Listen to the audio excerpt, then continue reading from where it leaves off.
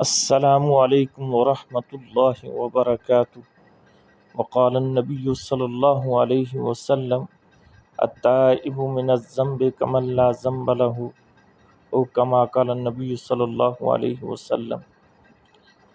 آپ صلی اللہ علیہ وسلم کا ارشاد کا مفہوم ہے کہ جس نے توبہ کر لی وہ گویا کہ ایسا ہو گیا جیسا کہ اس نے گناہ نہیں کیا ہے۔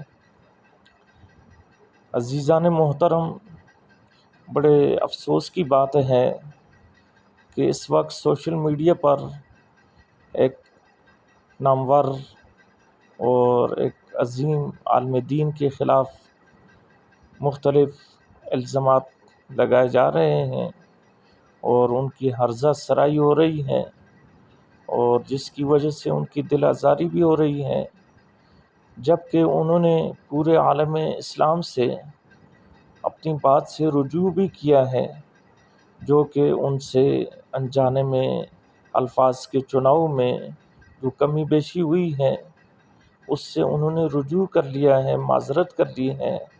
اس کے باوجود مختلف پروپیگنڈے ہو رہے ہیں۔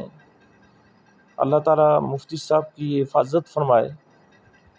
آگے اس میری بات کے بعد میں آپ کو ان کا وضاحتی بیان بھی سنانے والا ہوں، ذرا مہربانی فرمائیں۔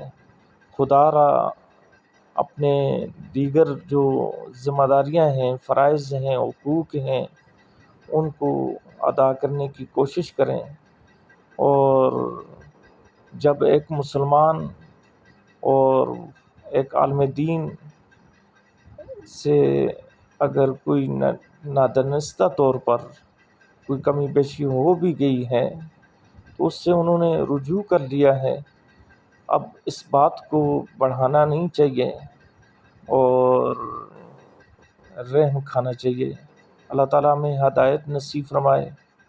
آپ حضرات سے میں بہت عاجزانہ گزارش کروں گا کہ اپنی اس جو عرضہ سرائی ہے اس سے باز رہیں۔ اللہ تعالیٰ ہم سب کے حالوں پر رحم فرمائے۔ آپ تمام حضرات کا بہت بہت شکریہ۔ بسم اللہ الرحمن الرحیم، نحمدہ ونصلی علی رسولہ الکریم۔ ابھی کینیڈا میں جو میرا حالیہ بیان ہوا ہے جس پہ کافی کنٹروورسی پھیلی ہے اور میرے بارے میں یہ دعویٰ کیا گیا کہ میں نے ایسے الفاظ کہیں جس سے نبی صلی اللہ علیہ وسلم کی بے ادبی جھلکتی ہے یا اس میں گستاخی کا پہلو نکلتا ہے، یہ دعویٰ کیا گیا۔ تو دیکھیں، کوئی بھی مسلمان نبی صلی اللہ علیہ وسلم کی گستاخی کا، بے ادبی کا تصور بھی نہیں کر سکتا، اور میرا تو مقصد ہی دین کی دعوت کے لیے یہ جو میرے اسفار ہو رہے ہیں یہ تو نبی صلی اللہ علیہ وسلم کی تعظیم کو بیان کرنے کے لیے اور قرآن مجید کی صداقت کو بیان کرنے کے لیے، اور یہ جو میرا بیان ہو رہا تھا یہ تو تھا ہی، جو لوگ میرے بیان میں بیٹھے ہوئے تھے وہ اس پر گواہ ہیں۔ یہ پورا بیان ہی نبی صلی اللہ علیہ وسلم کی تعظیم، آپ کی حقانیت اور قرآن کی حقانیت کو بیان کرنے کے لیے تھا۔ لیکن میرے ہی بعض اکابر کو کچھ تحفظات ہیں کہ مجھ سے اس ٹاپک کو بیان کرنے میں، نیت اگرچہ میری ٹھیک تھی لیکن اس ٹاپک کو بیان کرنے میں الفاظ کی سلیکشن میں بے احتیاطی ہوئی ہے، تو میں اپنے ان الفاظ سے رجوع کرتا ہوں۔ مجھ سے بے احتیاطی ہوئی ہے تو میں رجوع کرتا ہوں اپنے ان الفاظ سے۔ جن لوگوں کا یہ خیال ہے کہ میری وجہ سے ان کو تکلیف ہوئی ہے تو میں ان لوگوں سے معذرت بھی کرتا ہوں، اللہ تعالیٰ سے توبہ بھی کرتا ہوں، اور اپنے ان الفاظ سے میں رجوع بھی کرتا ہوں۔ میرا جو پہلا معذرت نامہ گیا تھا اس میں ہمارے ہی بعض اکابر کو، جن میں سر فہرست حضرت مفتی عبدالرحیم صاحب بھی ہیں، جن کی ہدایت پر میں یہ دوبارہ معذرت نامہ ریکارڈ کروا رہا ہوں، تو ان سمیت دیگر میرے بعض اکابر کو کچھ تحفظات ہیں۔ تو نبی صلی اللہ علیہ وسلم کا ارشاد ہے کہ یا بنی آدم کلکم خطاؤون وخیر الخطائین التوابون، اے بنی آدم تم میں سے ہر شخص سے غلطی ہو سکتی ہے، بہترین غلطی کرنے والے وہ ہیں جو توبہ کر لیں۔